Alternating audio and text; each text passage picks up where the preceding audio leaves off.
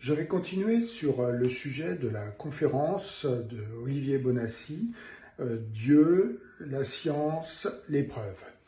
Je vous ai déjà dit dans la précédente vidéo que j'avais pas mal de problèmes avec cette conférence et avec le contenu du livre. On va voir un autre exemple de problème.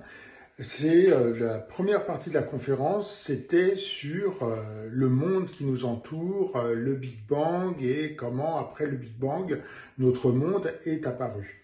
Et l'argument développé par Olivier Bonnassy, c'est que les paramètres qui décrivent la physique des particules qui conduit à notre monde doivent être ajustés parfaitement jusqu'à la 5e, voire plus décimale, sinon notre monde n'existerait pas. Il y a 40 paramètres, chacun des paramètres doit être absolument parfaitement ajusté.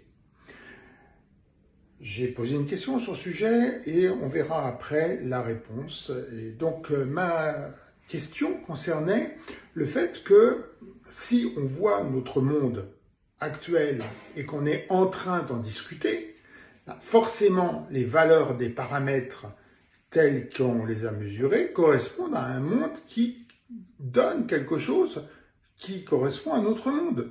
Donc, le fait de s'étonner que ces valeurs de paramètres donnent notre monde, c'est complètement circulaire, parce que si ce n'était pas ces valeurs-là, notre monde n'existerait pas. Il existerait un autre monde qui potentiellement serait très différent, mais il n'y a pas du tout à s'étonner, puisque c'est circulaire. En fait, on est en train de dire deux fois la même chose. L'argument qui m'a été répondu par Olivier Bonnassy, c'est qu'il faut imaginer 180 tireurs dans un peloton d'exécution qui tirent sur un condamné et le condamné n'est pas mort. S'il n'est pas mort, il va falloir chercher quelque chose d'exceptionnel pour le fait qu'il ne soit pas mort.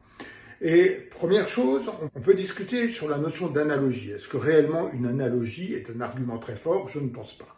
Une analogie, c'est plutôt en général quand on n'a pas d'autres arguments à développer de façon plus sérieuse. Ensuite, si les 180 tireurs tirent et que le condamné n'est pas mort, la meilleure solution, c'est de penser qu'il n'y a pas une indépendance sur le fait que le tireur 1, le tireur 2, le tireur 3 tirent ensemble. Pas d'indépendance. Pourquoi? Parce qu'ils utilisent les mêmes munitions ou les mêmes fusils, ou il y a eu un complot. Et bien c'est la même chose avec les paramètres. Les paramètres, les 40 paramètres différents, en réalité, sont tous interdépendants les uns des autres. Donc, en réalité, on n'a pas 40 paramètres ajustés à la 5e décimale. C'est beaucoup plus simple que ça. Bonne soirée.